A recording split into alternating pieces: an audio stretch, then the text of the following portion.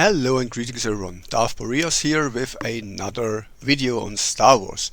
Now I've gotten into the topic of today a little bit before, and that's the various problems that the Jedi / Republic centric view in material gives the fandom. And there is a great video about the warped views of the fandom on various Star Wars factions, because the main problem is that almost all stories in Star Wars are told from the perspective of the Jedi and the perspective of the Republic. Obviously, that's very biased, and obviously they will portray and paint their enemies in a bad light and themselves in a good light, which is what happens.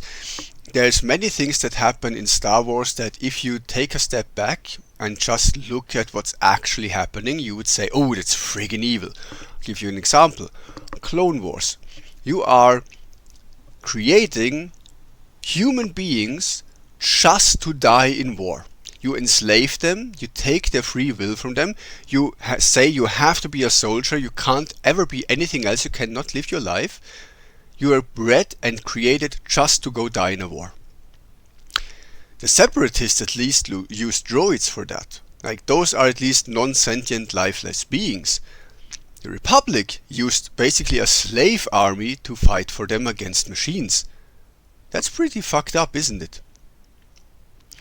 More importantly, you have creatures, you have certain areas of the Jedi Order where everyone would say, that's friggin' evil. As example, Jedi take away children from the parents.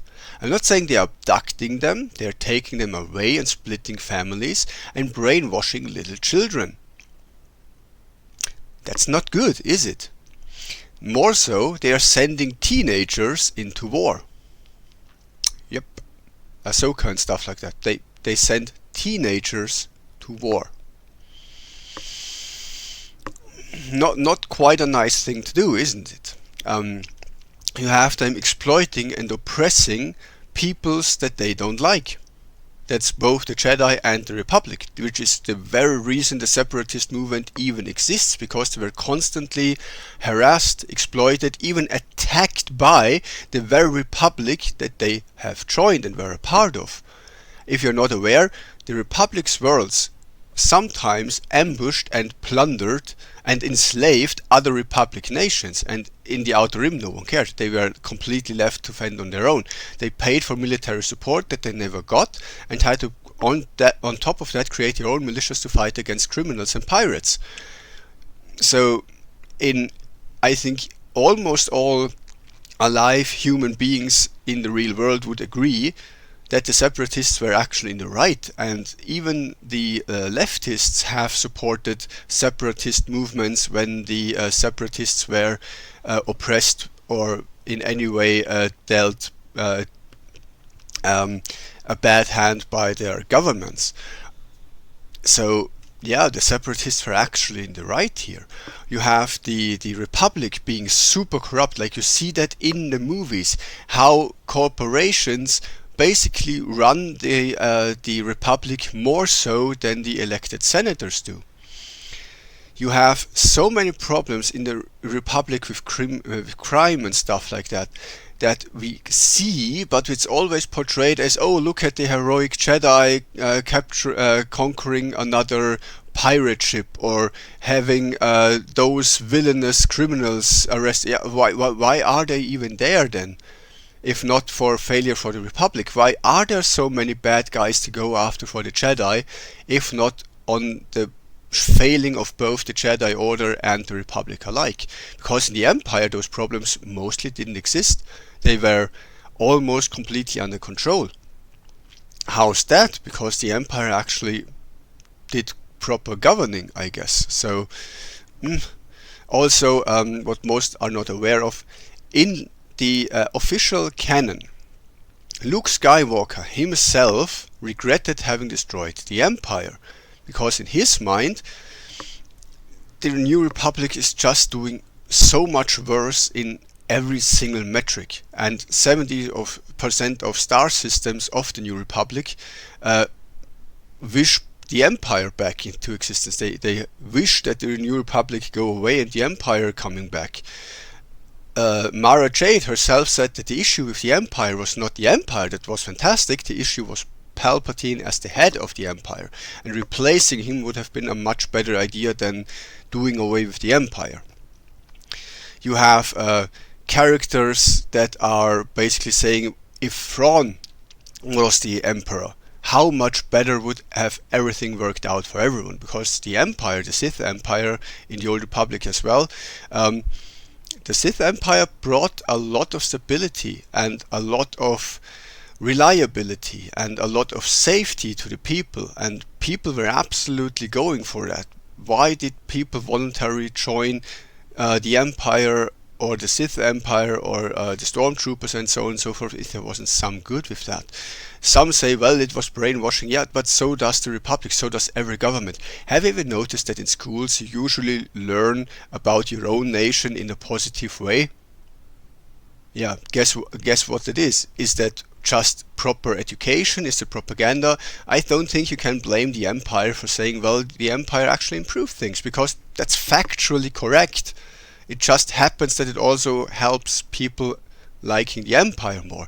And the empire doesn't even go all that far out of their way to do things. Like, I don't want to do too much real world stuff here, because basically I don't want to get this channel shut down or anything. But if you look at the treatment of a certain flag in a certain United, let's say, States area, the way the flag is treated there, or in China, that's way worse than what the empire did in those terms. If you are European like me, treating a flag like this for children and everything, that is a cult. That is not healthy, sane behavior. That is indoctrination right there.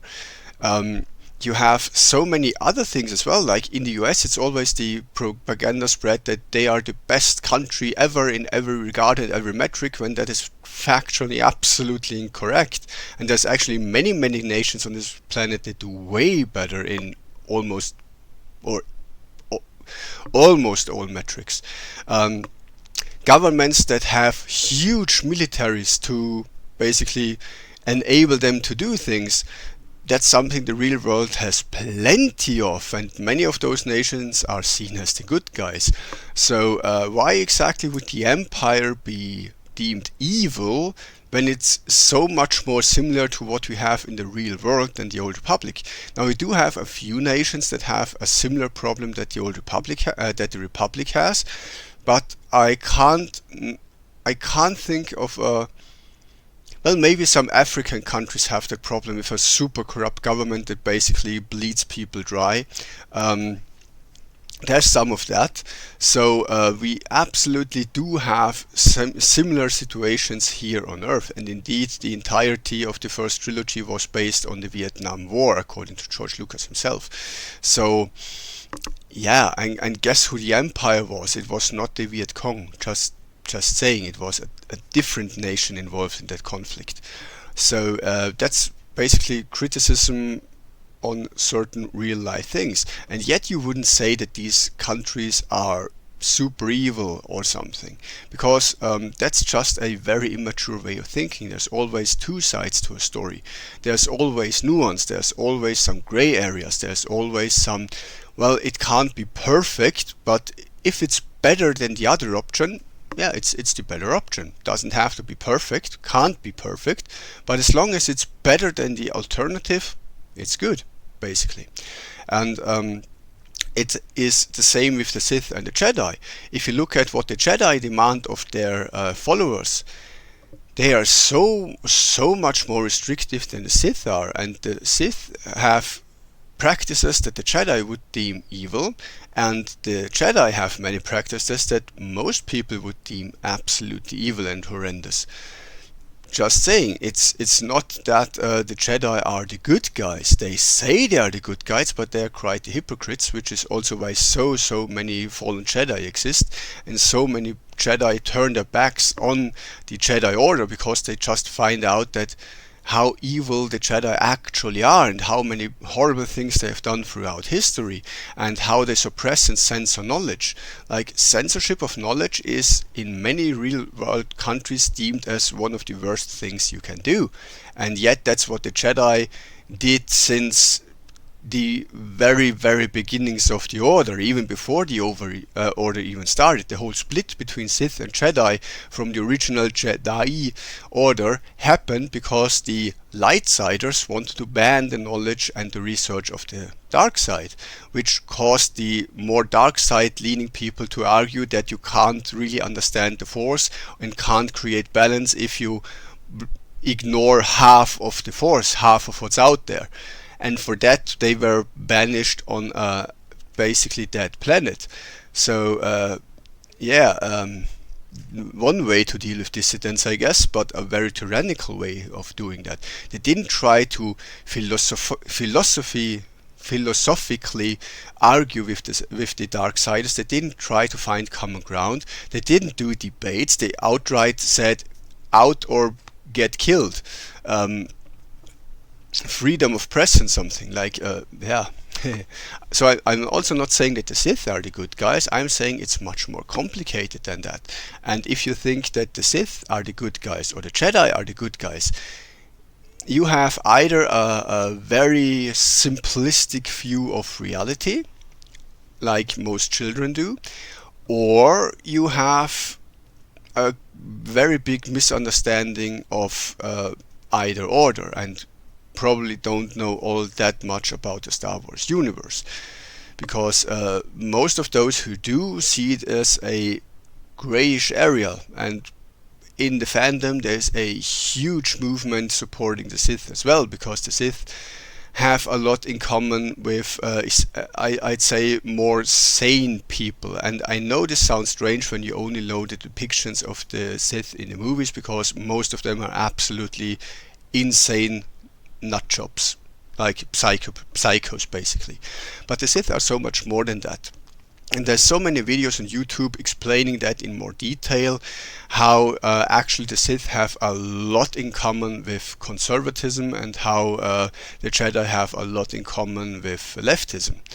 Which, by the way, you can have any opinion on that as that you want, but the main reason why the Jedi fail so much is because they try to suppress and eliminate any kind of different thought right away, and that just builds up pressure and causes people to defect from the cause, which is what we see in some real life equivalents as well. Meanwhile, just like in reality, one side views the other side as evil and the other side views the other side as stupid. Couldn't be said about Sith and Jedi perfectly, because most Sith don't think the Jedi are evil. They think the Jedi are ignorant, stupid, hypocritical, and basically deserve to be wiped off from the face of the galaxy. Meanwhile, the Jedi always portray the Sith as evil, while themselves doing a lot of pretty darn evil things. And again, I'm not saying that the Sith aren't evil. They are, but they are differently evil, and they do differently bad things and differently good things, because the Sith also have a lot of good things about them that usually also never get mentioned. As example, have you ever noticed that in galactic history, every single time that the Jedi were in charge, everything went to shit. Everything went downhill. Crime spiked, trade stagnated, technology degraded, you have societies crumbling, you have slavery going through the roof, you have pirating becoming a super huge issue, you have huge financial crisis, you have hunger crisis, all of that under Jedi/Republican rule. Whenever the Sith ruled, things worked out pretty well. Trade flourished, the whole poverty went down, crime went down, piracy was almost completely extinct, order was established, and most people just had better lives. Slavery went down, and there was not as much exploitation of certain areas or peoples like with the Republic. I'm not saying that the Empire didn't do exploitation. In some cases they absolutely did, but it was less than the Republic did, which is why the Empire had so many absolutely loyal supporters. They didn't have a separatist movement that tried to break away from the Empire. That's a Republic problem. That's not an Empire problem. And you might say, well, that's because the Empire is a president. Yeah, then how did the rebellion happen? Just saying that. If the Empire was so effective at crushing any resistance, then the rebellion shouldn't have happened, right? So, yeah. I think I've rambled on this quite a bit, but the main takeaway I want you to have is that you should look deeper into things and not just blindly take on the view that is presented in official stories, because again, most of those are told from a certain perspective, and obviously that's biased, and obviously they won't portray themselves as the bad guys, and obviously they won't portray their enemies as the good guys. So maybe have an open mind, look a little bit deeper, and think for yourself. Who is more evil, the Jedi or the Sith, or are they just both kinda crazy extremists? Which is, by the way, the position that I hold, because both are ultimately extremists, just of opposing directions. Now, with that being said, I wish you a fantastic day. May the Force be with you.